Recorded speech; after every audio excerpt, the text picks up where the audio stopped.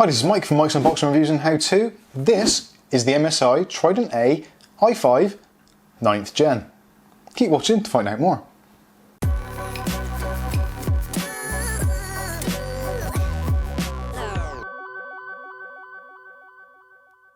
Okay, so in today's video, this is a little bit of a weird one for me. This kind of goes against everything that I believe in as a techie and as an enthusiast in the PC industry or PC market. This is a pre-build. Now, for most people, the mere sight or the words of a pre-build, the red flags go up and people walk away. It's like Dragon's Den, I'm out.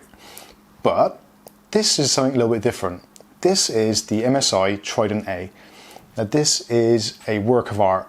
There's no getting around that. This is an actual work of art. Now, it's a very bizarre situation because even though it's a work of art and it's a great setup, it's almost like the PC should be belonged under the desk or hidden out of the way or behind a TV or media center, something like that. Despite all the fantastic components that are in there and they're actually a great looking yet tiny case, it's not really a showy case. But it is at the same time.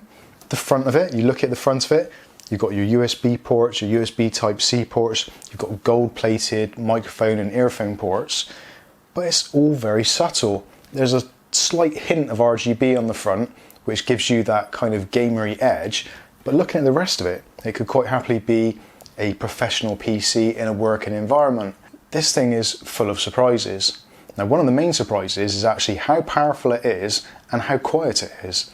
Now, this has got a NVIDIA RTX2060, the 6GB Ventus edition from MSI, obviously, because it's an MSI rig. You've also got the Intel i5-9400 CPU, so 6 cores. This is a powerful machine. Now, we've been running some benchmarks on it, and actually, it surprised me how quick and how agile this system actually is. Now, part of that is down to the way that it's all cooled and kept cool, so it can really turbo up some of those speeds, both for the graphics card and for the CPU. Also, hats off to MSI, they've chosen some fantastic other components to go with it to keep speed, keep it nippy, keep it all really reliable. So you've got Samsung components throughout, Samsung RAM, NVMe storage. Also, you've got Hitachi mechanical storage. What else could you ask for? You've got some really good brands there. The power supply, FSP, to some that would be a good choice. For others, possibly not. It's only a 450 watt model, which for me seems a little bit on the low side, but it seems to power this thing absolutely fine. So let's go through the specs from the top to the bottom. So starting off, we've got a custom built MSI chassis based around the standard ITX form factor, which we'll take a look at in a little bit when we take the side panels off. At the top, in this top ventilation chamber, now actually quickly when we'll talk about ventilation chambers, this has actually got 3 defined cooling areas. So you've got this area on this side for the GPU, so you've got this ventilation mesh on the side, which exhausts straight at the back, and also from the top, this top section is completely ventilated for natural convection, so heat will just naturally want to come out of there. A great setup, so you've got direct airflow straight into the GPU, straight back out the system. It's not affecting any of the other components. Likewise, in the bottom here, this is where the power supply chamber is. You've got a grilled mesh there. Power supply is getting direct fresh air from here, and then it is being ejected from the bottom of the chassis. There's ventilation all along the bottom, so again, that is keeping all the heat separate from the rest of the system. On the other side, you've also got exactly the same. So you've got a low profile CPU cooler. In front of that is a mesh, and again, cold air being drawn straight in from that mesh directly into the CPU cooler and then being exhausted out of the back and base of the system. So again, 3 separate, completely individual cooling sections to keep this thing really nice and cool and really nice and quiet. So moving down underneath the graphics card, underneath this section, we've got the power supply. So the power supply, as we said, is an FSP 450 watt. It's an FSX specification power supply, so if you wanted to change one at a later date, there is an option to do that. Unfortunately, it's not a standard ATX due to the form factor, because this thing is like I said before, it is actually tiny. And while we're talking about how small it is, let's give you some quick measurements so you can realise actually how small this is. So actually, as a comparison, here is a Silicon Power external portable 2.5-inch drive in its caddy, and literally the computer is pretty much the same width. So from side to side, we're looking at just slightly over 85 millimeters. Height wise in total, looking at 390 millimeters, and depth wise, again, we're looking at about 345 millimeters. So it's absolutely tiny. This isn't much bigger than a Xbox One, really, maybe slightly bigger, but you get the idea. It's that kind of size chassis. So there you go, just so you can get a better idea of what we're talking about. So there's the MSI GeForce RTX 2060 Ventus Edition, completely isolated in this chamber. Underneath, this is the backside of the motherboard, so if you want to upgrade, upgrading actually is really simple to do. Even though this is a pre-build, they've designed it so that it's easy to upgrade. So you've got access there to a M.2 slot, so if you want to put another drive in, you can do. You've got access here to the motherboard processor cooler, so you can get access to all that nice and easily. Really nice open section there. Power supply is in here, so for routine things like cleaning, all that kind of stuff, really easy to get to. And also the power supply, out of interest, the fan at the moment is in the stationary position. The fan is actually temperature controlled, so if it doesn't need to spin, it won't spin, again keeping the noise down, which is actually unfortunate because the MSI Ventus actually continues to spin even when it's in its kind of idle position, which for me seems a little bit odd. I would have liked to have seen that go to 0 RPM, but again, it's very, very quiet. Definitely isn't a deal breaker. Okay, so looking at the front of the machine, so we've got ventilation on the front, on the sides. As you can see, we've got this RGB element on the front, which is controllable by the MSI Mystic Sync software. You've got a power button actually on the top, and just under here you've got your USB Type-C, 2 USB 3 ports, and like I said before, you've got the gold plated, which is nice to see, headphone and microphone ports, so you can plug in headset of your choice and get crystal clear audio. Moving around onto this side, now as you can see, you've got the MSI logo on there, which is quite discreet, and the Trident branding. This area here is the section for the cooling fan for the CPU, and you can see you've got quite a nice mesh there, so it's going to be nice and easy to keep dust out, and also going to be quite easy to keep this thing clean. So let's take the side off and I'll give you a closer look inside. So there we go, basically 4 screws, and you can take off all the coverings on this machine to get access to everything you need to do, very much like you would with a regular ATX or micro ATX case, which for this kind of chassis is actually pretty unusual. So looking in this side, as you can see on the back here, you've got our FSP power supply. This is a 450 watt bronze by the looks of things. Yeah, it looks like that's a bronze one. You've got 2 sticks of Samsung memory, DDR4 2666, which isn't the fastest of RAM, and there certainly isn't any heat spreaders or anything on there. You've got just a plain green PCB on there, but again, it's Samsung RAM, so let's be thankful for that. It's good quality stuff.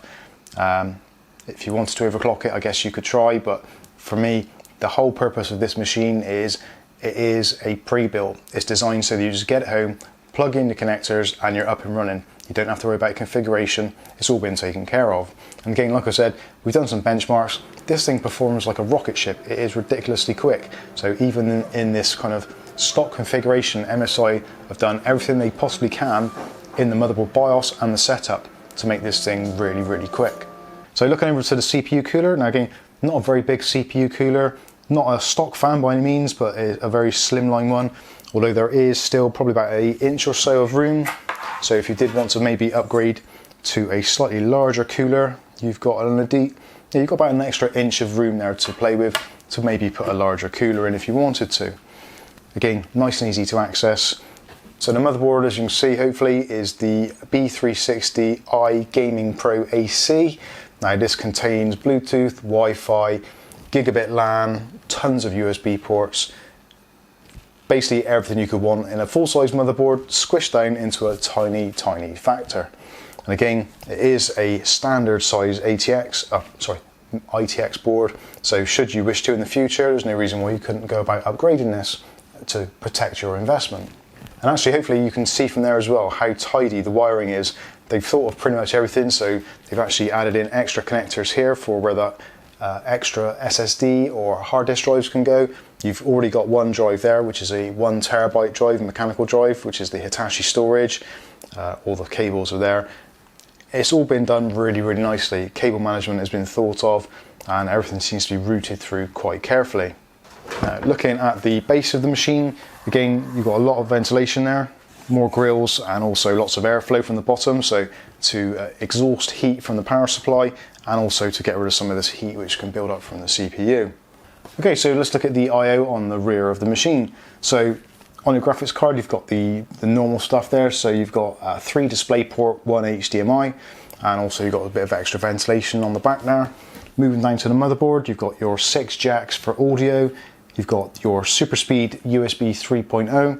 You've also got your gigabit LAN, another 2 USB 3.0 ports. You've got a combination keyboard mouse port, a couple of USB 2s, and blanked off at the bottom because you won't be needing them on this CPU. You've got a DisplayPort and also a DVI connection. Obviously, if you wanted to rearrange the configuration of this, maybe take the graphics card out, take the CPU out, put a CPU in with built-in onboard graphics, then you could make use of those ports, but realistically I don't think you're going to use them, hence why they're blocked off. Okay, so there you go, we've given you a tour around the I/O ports and gone over the general spec. So let's talk about now actual practicality. So some of the things which actually stand out for me of being really practical on this design, especially if, say for instance, maybe you're a parent and you're buying this for a child or children, maybe it's in an office and it's kind of like a little bit of a active office. There's little things on there which just actually make a great deal of sense. Now, first of all is the Wi-Fi and the Bluetooth. Obviously, people with mobile phones transferring data, all that sort of thing, fantastic. The built-in Wi-Fi is handy if you're putting it in a place, maybe by a TV, as a media center, that kind of thing, or an office where you can't get to a jack to plug it in on the Cat 5, fantastic. But what I really like is the fact there's no visible antennas. The antennas are actually built in on the inside onto the AC card, which I think is a great idea. Why don't people always do that? So you haven't got aerials to be broken off or snapped off or actually destruct from the looks. Actually, it just looks really good. The graphics card itself, again, a fantastic addition. It's ridiculously powerful, this machine, for the size of it. It just blows my mind how fast it is. And actually, earlier on today, we did some benchmarking, which I'll just quickly go into now on user benchmark. So performance results, so for gaming, it got 106%, it's a UFO. On the desktop, it's 114%, it's a UFO. And on the workstation, it got 78%, it's a battleship. So all the options there, PC status, processor, graphics, boot drive, memory, OS version, everything that it could possibly be tested on, it passed with flying colours. Really, really good results. And it says there, the PC is performing above expectations in the 82nd percentile. So of all the PCs of a similar spec that were tested, this is right at the cutting edge of how fast it can be pushed. So MSI, again, have done a fantastic job setting this all up. Again, similar results for the graphics card. The graphics card is above the average. The average bench is very good on these cards anyway, but they've taken it to another level and a few percentage points above what would be expected. The Samsung, the SSD or the NVMe drive, has got a 225% outstanding rating, which again is fantastic. And I think a lot of that is down to what gives this system its speed and its nippiness. It feels really, really fluid in use. And actually, one thing I'll get onto, this system actually does come pre-installed with Windows, and there was actually quite a lot of bloatware on there. Windows apps, all those kinds of things, the games, all that sort of stuff. But even that, with all that installed, it did say, I think it said that there was, background CPU usage is 7% when we run this test from like a reboot.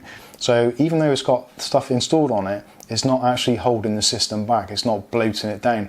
Even though it is unnecessary or unwanted software possibly, it's not making the system any slower. And you can quite easily go into add remove programs and get rid of any of those apps and programs that you don't actually need, which is brilliant.